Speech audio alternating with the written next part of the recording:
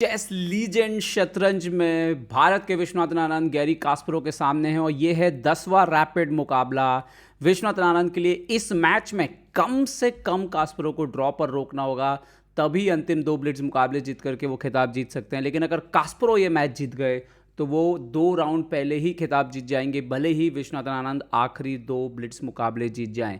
ये है आखिरी रैपिड मुकाबला। 25 मिनट दोनों खिलाड़ियों के पास 10-10 सेकंड का इंक्रीमेंट, और यहाँ पर घड़ी दबाते हुए विश्वनाथन आनंद।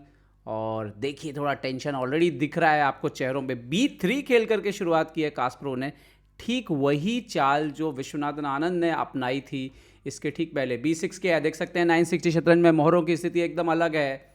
और दोनों रुक की पोजीशन देखिए और A1 वाले नाइट की पोजीशन देखिए, बदली हुई है। तो अगर यहाँ पर लॉन्ग कैसल हो जाए और पीसेस प्रॉपरली बाहर आ जाएं या शॉर्ट कैसल हो जाए तो मोहरे फिर सामान्य स्थिति में पहुँच सकती है ये बाजी। तो यहाँ पर किया है C5 कास्परोव ने, विश्वनाथन आनंद ने D5 खेलते हुए यहाँ पर जवाब दे दिया है पोजीशन में, साथ ही अपने बिशप को खोल लिया है। सबसे ज़्यादा चुनौती इन मुकाबलों में रहने वाली है ये दोनों क्वीन कैसे गेम में आएंगे, क्योंकि वो एकदम कॉर्नर पर हैं। यहाँ पर नाइट आता हुआ C2 पर, नाइट और यहाँ पर नाइट F2 पर सॉरी, और विश्वनाथन आनंद ने C5 खेल दिया इस पोजीशन पे। नाउ यहाँ पर E3 खेलते हुए कास्परोव ने जवाब दिया है और विश्वनाथन आनंद ने अपने घोड़े को नाइट C6 से बाहर निकाल लिया है। क्षमा चाहूँगा, गलती हुई शुरुआत में। कास्परोव ने F4 खेला था वहाँ पर। बिशप B2, यहाँ पर बिशप B2 और यहाँ पर नाइट G6 पर आता हुआ। तो विश्वनाथन आनंद लगातार अपने मोहरे निकाल रहे हैं। यहाँ पर देखना यह है कि कैसल किस साइड होगा, ये सबसे इम्पोर्टेंट होगा। और बिशप, जैसे फिलहाल डार्क कलर का बिशप है वो भी अंदर बंद है, ये कहाँ से गेम में आता है ये भी देखने वाली बात होगी। फिलहाल अगर आप बोर्ड पे देखें तो विश्वनाथन आनंद ने क्वीन साइड से पॉन से थोड़ा सा स्पेस लिया हुआ है सेंटर के आसपास। और यहाँ पर कास्परोव ने नाइट C3, तो एक और घोड़ा जो है वो खेल में आता हुआ उनका नाइट C3 से निकला। ये नेचुरल स्क्वायर है, यहाँ पर आप देख सकते हो night C3 night C6। But जो दूसरे नाइट्स हैं उनका स्क्वायर नेचुरल नहीं है नॉर्मल शतरंज के हिसाब से। यहाँ पर D4 खेला है विश्वनाथन आनंद ने। इमीडिएटली सेंटर जो है उसको तोड़ना चाह रहे हैं और घोड़े को लेकर के सेंटर पे जाना चाहते हैं। कास्परोव ने मना किया कि नहीं, मैं एक्सचेंज नहीं करूँगा। उन्होंने खेल दिया नाइट यहाँ पर E2, और ये इंटरेस्टिंग पोजीशन है एक्चुअली में। यहाँ पर E5 एक कमाल की चाल भी हो सकती है विश्वनाथन आनंद की तरफ से। 30 साल पहले दोनों दिग्गज टकराए थे, और जब कास्परोव रिटायर हुए थे दोस्तों, तब तक कास्परोव का जो रिकॉर्ड था विश्वनाथन आनंद के खिलाफ जो है वो हमेशा बहुत अच्छा रहा है। और कहा जाता है, इवन तो क्रैमनिक ने यह भी कहा, यहाँ पर E5 खेला आनंद ने, बढ़िया चाल है ये। क्रैमनिक ने यह भी कहा है कि आनंद के अंदर जो है वो कास्परोव को लेकर के साइकोलॉजिकली एक प्रेशर है, अदरवाइज़ उनका प्रदर्शन कहीं बेहतर होना चाहिए था, जैसा कि उनका बाकी खिलाड़ियों के खिलाफ रहा है। जैसे कास्परोव का क्रैमनिक के खिलाफ बहुत अच्छा रिकॉर्ड नहीं रहा है, टोपोलोव के खिलाफ बहुत अच्छा नहीं रहा है, और जबकि आनंद का इन दोनों के खिलाफ बहुत अच्छा रहा है। F/E5 यहाँ पर, और कास्परोव ने यहाँ पर मार दिया और विश्वनाथन ने नाइट G5 खेला। एक्चुअली में यहाँ पे बेटर मूव था बिशप को निकालना, बट नाइट G5 कास्परोव ने इमीडिएटली लॉन्ग कैसल किया है बोर्ड पर। देखिए कैसल कैसे होता है, एक बार कैसल हो गया तो पोजीशन सामान्य हो जाता है, लेकिन काफ़ी रिस्की लगता है देखने में। विश्वनाथन आनंद ने D/E3 मार दिया यहाँ पर, बट अब ये खेल आसान हो जाएगा काफ़ी हद तक ये मारने के बाद, क्योंकि जैसे ही खुलेगा कास्परोव के हाथ थोड़े से कांपते हुए, मारेंगे किससे मारेंगे, D से ही मारा है, D/E3। और विश्वनाथन आनंद जी ने यहाँ पर एक्सचेंज किया है रुक into D1, night into D1। और अभी फ़िलहाल देखने में आप देख सकते हो कि एक पॉन यहाँ पर डाउन है ब्लैक, बिशप E7, और हालांकि वो पॉन रिकवर हो जाएगा। और आप देख सकते हो 2 डबल पॉन है, बट यहाँ पर पीछे सपोर्ट तो है ही। यहाँ पर H6 खेला, सॉरी A3 खेला कास्परोव ने, और घोड़े को बोलते हुए विश्वनाथन आनंद कि यहाँ से हटिए आप, और घोड़ा गया C6 पर वापस।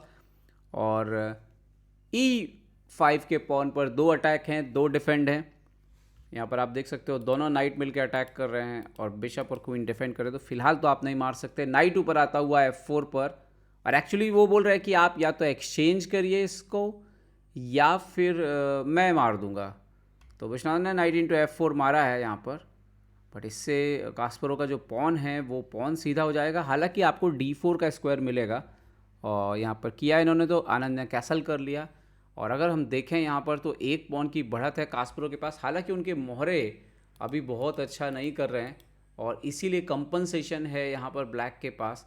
और हो सकता है कि आपको इनसाइड अटैक भी जो है वो कर पाओ, और ये बिशप की मौजूदगी भी थोड़ा परेशान कर सकती है। लेकिन इंपॉर्टेंट बात यह है कि अगर कास्परो यहाँ पर एक्सचेंज करने में कामयाब हो जाए मोहरों को, तो फिर आपको वो जो एक पॉन है वो दिक्कत कर सकता है। यहाँ पर बिशप D3 आए हैं और रुक आता हुआ यहाँ पर D1 पर। कास्परो ने इमीडिएटली जो है वो नाइट को खेला E6 पे। अभी कास्परो के पास टाइम कम होने लग गया है, 3 मिनट बचा है।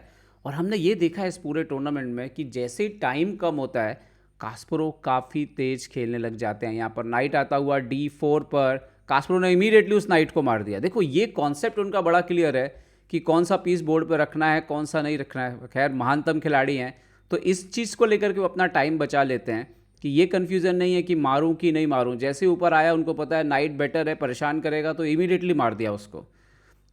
ये कन्फ्यूज़न क्लियर रहने से उनको नुकसान जो है वो कम हो रहा है। यहाँ पर नाइट यहाँ पर आता हुआ C4 पर। तो एक्सपीरियंस का इस्तेमाल इस तरीके से भी किया जा सकता है जैसे कास्परो करते हैं कि एक्सचेंज को लेकर के वो बड़े क्लियर रहते हैं कि नहीं ये ठीक है और ये ठीक नहीं है, और अभी तक उनका आकलन सटीक बैठा है। क्वीन C6 पर लेकर के आए आनंद, गेम में आता हुआ ये, और यहाँ पर किंग को B2 खेल दिया है। यहाँ पर विश्वनाथ आनंद को थोड़ा सावधान रहना होगा अटैक करते वक्त, क्योंकि रिसोर्सेस अगर सही ना रहें तो दिक्कत हो सकती है। यहाँ पर उन्होंने खेला है B5, नाइट गया है D6, पॉन इनटू, ये शायद पॉन रिकवरी कर ली है उन्होंने, लेकिन G4 का पॉन अगर मरा तो फिर क्या होगा। यहाँ पर पॉन की रिकवरी तो की है, कास्परो लेकर के आए हैं क्वीन E1 पर, और एक्चुअली में क्वीन जो है वो डार्क स्क्वायर, देखिए क्या डार्क स्क्वायर इमीडिएटली पकड़ा उन्होंने कि अब डार्क कलर का बिशप नहीं है। विश्वनाथ आनंद ने यहाँ पर क्वीन इंटू C5 मार दिया। 1 पॉन की बढ़त ब्लैक के पास, लेकिन ये टेम्परेरी है। क्वीन अंदर आया E2 पर और सीधा सवाल पूछा कि आपके हाथी को आप कैसे बचाओगे। क्वीन वापस C3 पर, और अभी क्वीन इंटू A2 आ रहा है। ये स्थिति थोड़ा विश्वनाथ आनंद जी के लिए गड़बड़ हो रही है। रीज़न क्या है ना, ये पॉन तो मर गया, क्वीन इंटू A2, ये भी मर सकता है। और ऐसे में फिर ये, और स्पेशली अगर क्वीन एक्सचेंज हुए जिसकी संभावना दिखती है, तो फिर 2 पास्ट पॉन संभालना मुश्किल काम हो जाएगा। आनंद ने बिशप D7 खेला यहाँ पर, और कास्परो अपने रुक को गेम में लाते हुए सडनली ब्लैक के पीसेस अच्छे नहीं दिख रहे हैं और वाइट के पीसेस काफ़ी अच्छे दिख रहे हैं। यहाँ पर P3 करके बैक रैंक को सॉल्व किया है, B6 करके अपने A7 को पॉन को बचाया कास्परो ने यहाँ पर, और किंग को G7 लेकर के गए हैं यहाँ पर विश्वनाथ आनंद। लेकिन दबाव पड़ रहा है, वो B वाला पॉन, और दबाव विश्वनाथ आनंद जी पे दिख भी रहा है फिलहाल। यहाँ पर रुक आता हुआ ऊपर, और ये मौका है इक्वलाइज करने का। बिशप F5, नाइस मूव आ रही है। अगर बिशप एक्सचेंज हो जाता है तो काम बन सकता है। बिशप F5 यहाँ पर बहुत जरूरी है, बिशप F5 चाल चलना यहाँ पर। बिशप C6 खेला विश्वनाथ आनंद जी ने, और कास्परो रुक को लेकर के अंदर आ गए, और ये बहुत ये तो बड़ा ब्लंडर है।